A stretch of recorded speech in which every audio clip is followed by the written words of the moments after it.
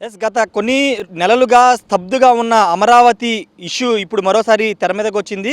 దానికి ప్రధాన కారణం మొన్న ఆగస్టు 15న ముఖ్యమంత్రి వైఎస్ జగన్మోహన్ రెడ్డి చేసిన ప్రకటనకు సంబంధించి 3 రాజధానులకి కట్టుబడే ఉన్నాము, ఖచ్చితంగా 3 రాజధానులు నిర్మాణం చేస్తామంటూ ఆయన ఆగస్టు 15న చేసిన వ్యాఖ్యలు ఇప్పుడు రాజధాని రైతులతో పాటు ప్రతిపక్షాల్లో కూడా కొంత తీవ్ర గందరగోళానికి గురిచేస్తున్నాయి. ఎందుకంటే హైకోర్టు మార్చి 3వ తారీఖున క్లియర్ డైరెక్షన్ అయితే ఇచ్చింది. అమరావతి నిర్మాణం చేపట్టాలి, ఇక్కడ రాజధాని నిర్మాణానికి భూములు ఇచ్చిన రైతుల ప్లాట్లను డెవలప్ చేయాలంటూ హైకోర్టు క్లియర్ కట్ డైరెక్షన్ ఇచ్చింది. ఒక టైం బాండ్ కూడా పెట్టడం జరిగింది. దానిపైన హైకోర్టులో రాష్ట్ర ప్రభుత్వం డబ్బులు లేవంటూ ఒక అఫిడవిట్ కూడా దాఖలు చేయడం జరిగింది. అయితే అసలు అమరావతిలో ఒక ఇటుక కూడా పెట్టలేదంటూ పదే పదే ప్రతిపక్షాలు విమర్శలు చేస్తున్నాయి. రాజధాని ఇన్సైడర్ ట్రేడింగ్ జరిగింది, ఇక్కడ అంత పెద్ద స్కామ్ జరిగిందంటూ ప్రతిపక్షాలు విమర్శలు చేస్తూ వస్తున్నాయి. దానిలో భాగంగానే 3 రాజధానులు తీసుకొస్తున్నాము, 3 ప్రాంతాలను అభివృద్ధి చేస్తామని చెప్తూ ఉన్న నేపథ్యంలో అసలు నిజంగానే అమరావతిలో నిర్మాణాలు జరిగాయా లేదా, ఒక్క ఇటుకు కూడా పెట్టారా లేదా గత ప్రభుత్వ హయాంలో అనే దానికి సంబంధించి చాలామందికి ఒక క్లారిటీ లేదు.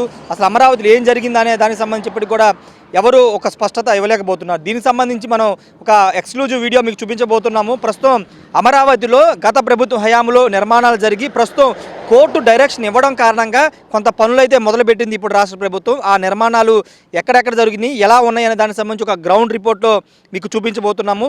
ప్రస్తుతం నేనైతే ఎమ్మెల్యేలు ఎమ్మెల్సీలు నివాసం ఉండడం కోసం ఏర్పాటు చేసిన నిర్మాణం చేసిన భవనాల వద్ద ఉన్నాము. ఒకసారి చూడొచ్చు, మీరు చూస్తున్నటువంటి ఆ భవనాలే దాదాపు 12 నుంచి 13 ఫ్లోర్ల నిర్మాణాలు చేపట్టినటువంటి ఈ భవనాలు గత ప్రభుత్వ హయాం అంటే దాదాపు 2018 మధ్యలో నిర్మాణాలు మొదలుపెట్టి 2019 నాటికి పూర్తి చేశారు. ఇంకా చివరి ఫైనల్ స్టేజ్లో ఉన్నాయి. ఇది మీరు చూస్తున్న అపార్ట్మెంట్స్ అన్నీ కూడా ఎమ్మెల్సీలు అంటే ఎవరైతే శాసన మండలిలో సభ్యులుగా ఉంటారో వాళ్ళ కోసం నిర్మాణం చేసినటువంటి ఈ భవనాలు ఇవన్నీ కూడా దాదాపు 6 బ్లాకులుగా దీన్ని నిర్మాణం చేశారు. ఇటువైపు 3, అటువైపు 4 బ్లాకులు, మొత్తం ఈ బ్లాకులన్నీ కూడా ఎమ్మెల్సీలు నివాసం ఉండడం కోసం నిర్మాణం చేశారు.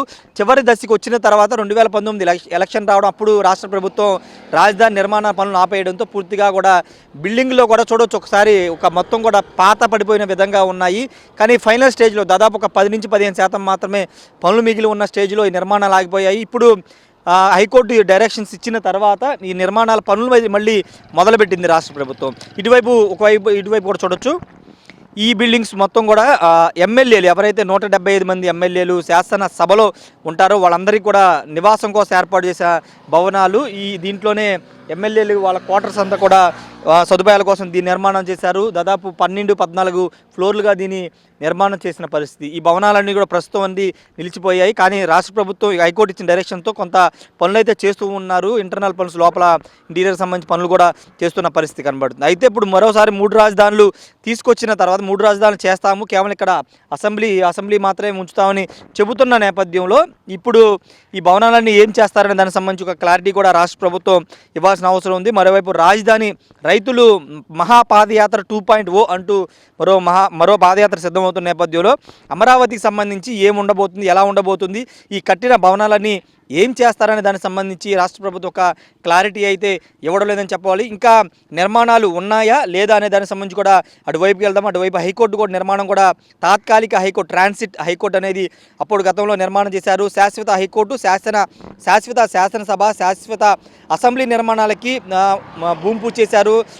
అదేవిధంగా లోపల కొన్ని పనులు కూడా చేసిన పరిస్థితి ఉంది. అసలు అవి నిర్మాణాలు జరిగాయా లేదా అనే దానికి సంబంధించి కూడా ఒకసారి మీకు చూపించే ప్రయత్నం చేస్తాము.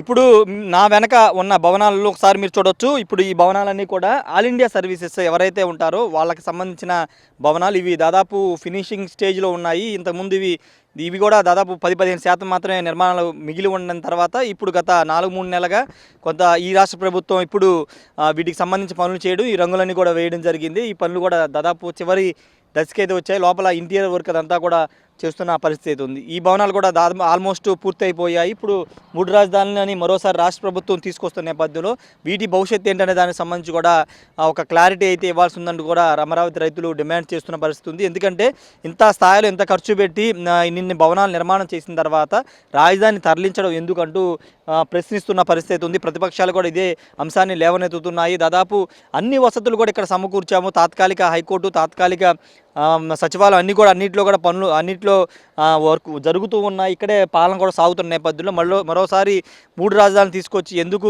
ఇలాంటి విధంగా చేస్తున్నారంటూ మండిపడుతున్న నేపథ్యంలో ఈ భవనాలన్నీ కూడా ప్రస్తుతానికైతే దాదాపు పూర్తయిపోయాయి. ఓపెన్ అయిన తర్వాత అంటే వీటిని ఎవరికి కేటాయిస్తారని దానికి సంబంధించి ఒక క్లారిటీ అయితే వచ్చే అవకాశం ఉంది. ఎందుకంటే గతంలో ఒకసారి బొత్స సత్యనారాయణ మున్సిపల్ శాఖ మంత్రిగా ఉన్న సమయంలో ఈ భవనాలని హెచ్ఓడీలు అదేవిధంగా వాళ్ళకి హెచ్ఓడీలకు సంబంధించినటువంటి భవనాలుగా వీటిని మారుస్తామంటూ గతంలో చెప్పారు. మరి దానికి సంబంధించి నిర్ణయం తీసుకుంటారా లేకపోతే 3 రాజధానులు కట్టుబడి ఉన్నామని రాష్ట్ర ప్రభుత్వం మరోసారి చెప్పిన నేపథ్యంలో ఈ భవనాలను వేరే వాటికి కేటాయిస్తారని దానికి సంబంధించి ఒక స్పష్టత రావాల్సి ఉంది. ఏదేమైనప్పటికీ ఆల్ ఇండియా సర్వీసెస్ ఐఏఎస్ అధికారులు వాళ్ళందరికీ కూడా ఈ భవనాలను అయితే నిర్మాణం చేశారు.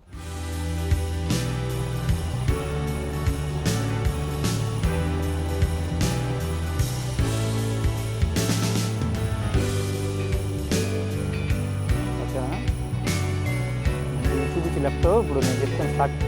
ఎస్, మీరు ఇప్పుడు చూస్తున్నవన్నీ కూడా ఇక్కడ నుంచి ప్రారంభమయ్యాయన్నీ కూడా మంత్రులు ఎవరైతే క్యాబినెట్ మంత్రులు ఉంటారో, క్యాబినెట్ ర్యాంక్ ఉన్న వాళ్ళు ఎవరైతే ఉంటారో వాళ్ళ కోసం నిర్మాణం చేస్తున్నటువంటి సగం లాగిపోయినటువంటి క్వార్టర్స్ ఇవన్నీ కూడా మినిస్టర్స్ క్వార్టర్స్ అంటూ ఉంటారు కదా, అవే ఇవి.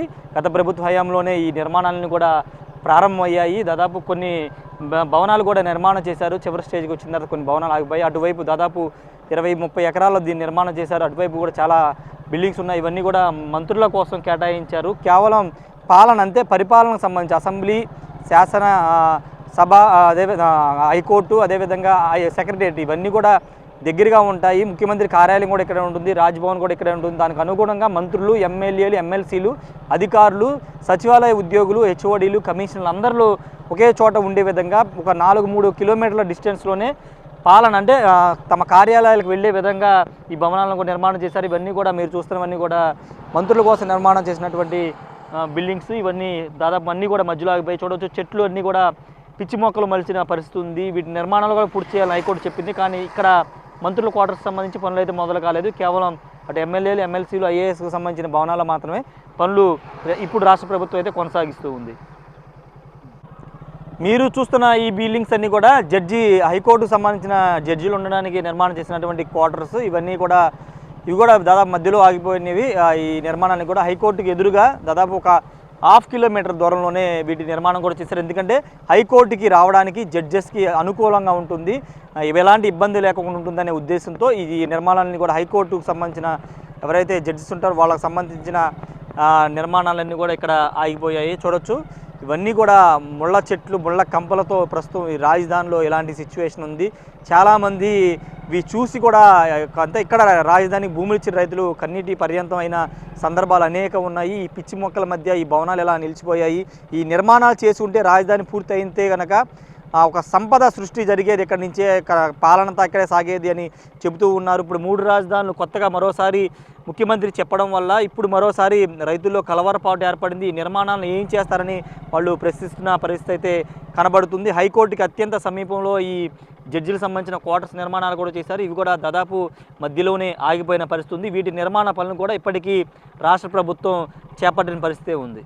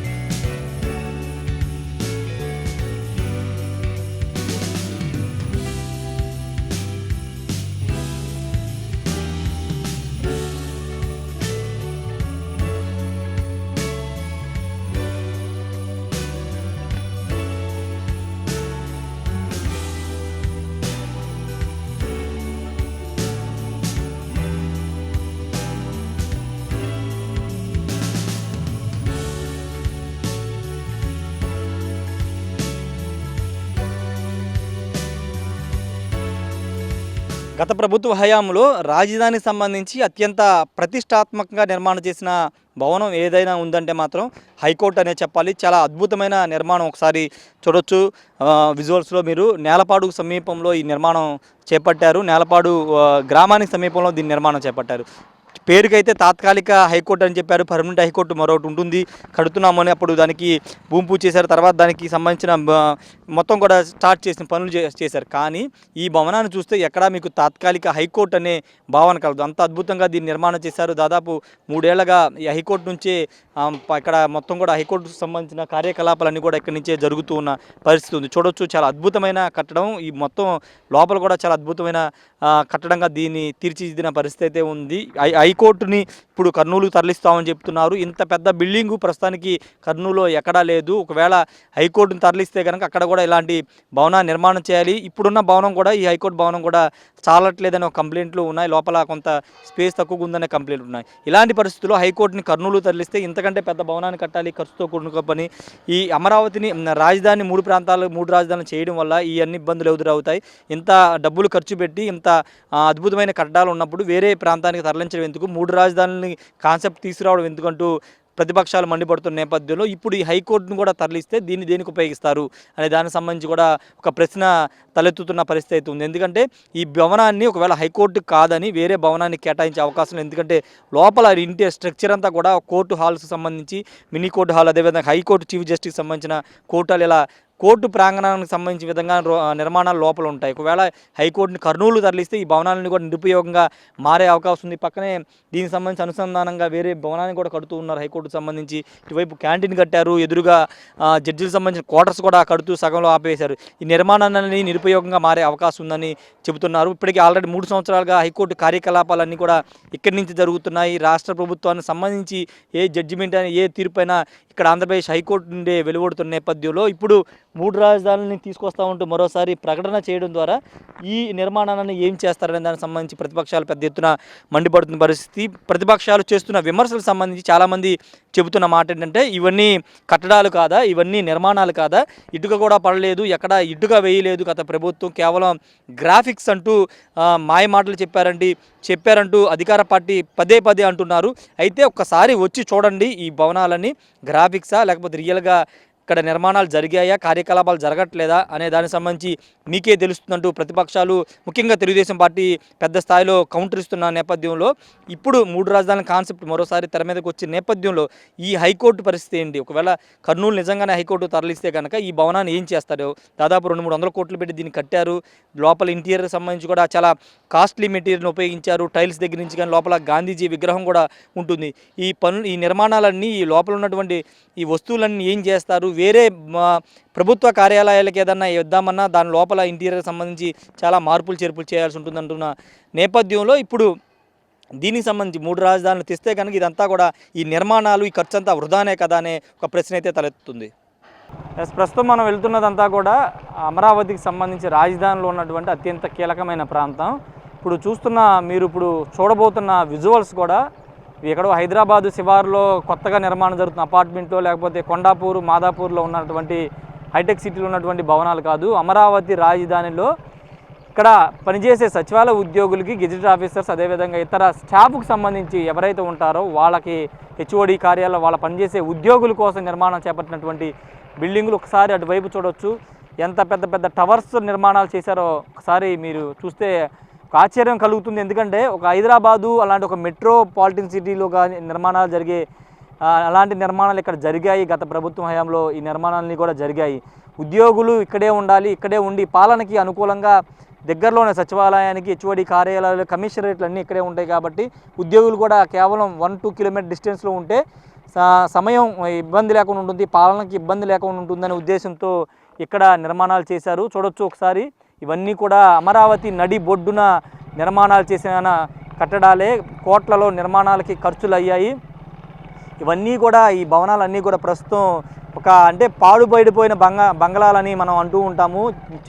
ముళ్ళ కంపలు అవన్నీ కూడా నిండిపోయిన పరిస్థితి, చుట్టుపక్కల పరిస్థితి అలాగ ఉంది. ఎవరు దీన్ని పట్టించుకునే నాదుడే లేడని చెప్పాలి. చూడొచ్చు ఒకసారి విజువల్స్ చూస్తే జనరల్గా ఇక్కడ ఇటుక పడలేదంటూ అధికార పార్టీ నేతలు చేస్తున్న విమర్శలకు ఇవే కట్టడాలు నిదర్శనం అంటూ అధికార పార్టీ నేతలు కానీ గతంలో చంద్రబాబు నాయుడు సైతం ఇక్కడికి వచ్చి ఒకసారి నిర్మాణాలు చూడడానికి చూసి ఇవి తాత్కాలిక భవనాలా లేకపోతే అసలు ఇటుక పడలేదు గ్రాఫిక్స్ అంటున్నారంటూ ఆయనే స్వయంగా ఈ ప్రాంతంలో ఒకసారి పర్యటించారు. చాలామంది ఇక్కడ పర్యటించి ఈ నిర్మాణాలను కూడా చూసి వెళ్ళారు. కానీ అధికార పార్టీ నేతలు మాత్రం ఇంకా ఇవి గ్రాఫిక్సే, తాత్కాలిక కట్టడాలే అంటూ ఉన్నారు. ఒక మెట్రోపాలిటన్ సిటీ హైదరాబాద్, బెంగళూరు, చెన్నై లాంటి సిటీల్లో ఉండే నిర్మాణాలు ఇక్కడ జరిగాయంటే మీరు చూడొచ్చు. అంటే అమరావతి ఒకవేళ నిర్మాణం కొనసాగినట్టు ఈ భవనాలను కూడా ఇప్పుడు కలకల్లాడుతూ ఉండేవి. చూడొచ్చు ఈ ప్రాంతంలో కూడా మనం వచ్చాము.